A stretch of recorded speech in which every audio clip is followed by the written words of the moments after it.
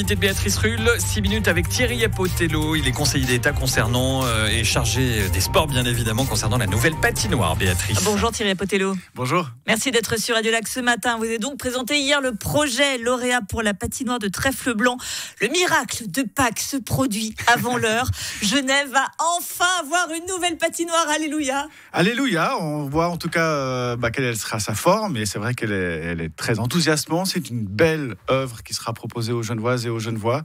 On peut s'en réjouir. En plus, elle répond aux besoins du club, elle répond aux besoins de Lancy, elle répond aux besoins avec une deuxième patinoire qui permettra au grand public aussi de pouvoir l'utiliser, cette surface de glace supplémentaire que nous avons prévue. Et puis, il y a un restaurant, il y a une salle d'accueil pour des activités socioculturelles. Donc, c'est vraiment un ensemble qui a été bien pensé et puis qui, d'un point de vue architectural, est magnifique. Vous avez pris le temps pour réfléchir 1 an et demi pour opter pour ce bureau Genevois architecter ça. Qu'est-ce qui a fait la différence avec les autres projets ? Alors, c'était un concours vraiment très normé avec un deuxième puis un troisième tour pour affiner les 3 derniers candidats.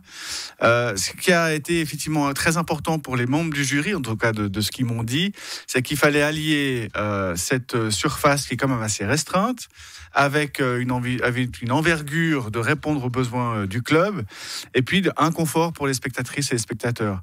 Après, il y a des questions de flux, des questions de... Vous avez vu que peut-être dans le projet, il y a un grand parvis devant la patinoire. Ça aussi, c'est un des points forts. Et puis, cette magnifique patinoire du Trèfle Blanc permettra l'accueil aussi d'autres manifestations, par exemple pour des grandes occasions. Donc c'est tout ça qui a rendu un peu le sujet complexe, mais du coup très créatif de la part des architectes. Alors cette patinoire de Trèfle-Blanc qui va s'appeler le Nid des Aigles, je montre à la caméra pour ceux qui regarderont l'interview sur radiolac.ch. Donc on a une coupole, on a des panneaux photovoltaïques pour le toit, un bilan énergétique neutre. Ça c'était pour calmer un peu les critiques écologiques que vous auriez pu avoir. C'était toujours le point de départ pour moi, c'est-à-dire une nouvelle infrastructure, oui, une infrastructure pour le sport, oui, mais il faut que ça réponde aussi aux besoins des enjeux du climat. Le Conseil d'État a adopté un plan climat ambitieux et il faut pouvoir répondre, y compris avec ce type d'infrastructure. On vous l'évoquiez tout à l'heure, cette patinoire va entraîner tout un aménagement également du quartier de Trèfle-Blanc à Lancy, une salle communale, une médiathèque. Vous nous faites un PAV 2.0.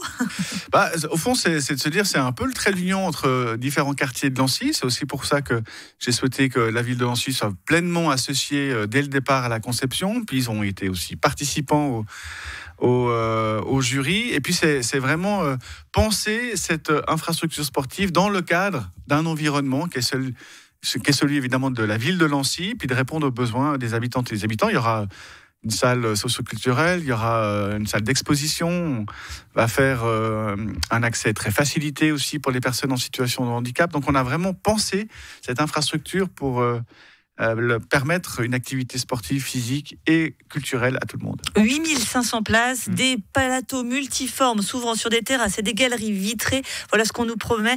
8500 places, c'est 1500 de plus que les Vernets. Enfin, oui. Une patinoire digne des champions de Suisse et d'Europe. Oui, la Ligue suisse a clairement demandé que... Et ils ont été sympas, parce qu'on a eu beaucoup de dérogations. Oui, on a eu des dérogations. La ville de Genève a investi vraiment de manière très conséquente pour maintenir à flot cette patinoire des Vernets, qui effectivement est chère au cœur des Genevois. En plus, c'est là qu'on a vécu ce moment incroyable d'être champion suisse. Donc oui, c'est important, mais il faut changer d'époque en termes de gestion des personnes qui arrivent, en termes à part des sportives et des sportifs qui sont, je dirais, au cœur évidemment du projet. Et puis on parle pas assez, mais j'y tiens, c'est les jeunes, puisqu'on soutient une académie de Futur Hockey. Genève Futur Hockey, ils ont des horaires vraiment terribles. 6h du matin, entre 6h et 23h30, si on veut allier le patinage artistique, le hockey, etc. Donc on avait besoin de glace. Nous sommes le canton où il y a le moins de glace par habitant de Suisse, donc ça sera notre participation aussi pour la pratique sportive. Vous évoquiez les Vernets, qu'est-ce qu'elle va devenir cette patinoire ? Je ne connais pas le dessin de la ville de Genève Gardez votre ammoniac. Non, mais ils ont des besoins.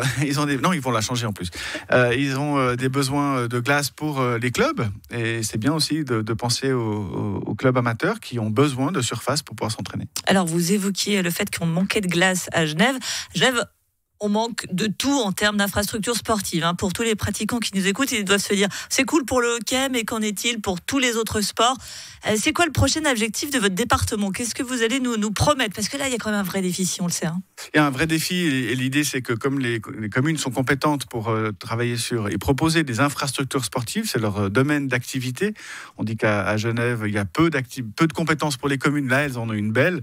L'idée, c'est vraiment de les rassembler, de leur dire comment est-ce qu'à l'avenir, ces 10, 15 prochaines années, nous sommes capables de répondre aux besoins d'infrastructures sportives. On sait qu'on a des comportements des sportifs et des sportifs qui se modifient, ils font un peu moins de clubs et un peu plus de pratiques individuelles. Ça nécessite quand même des aménagements.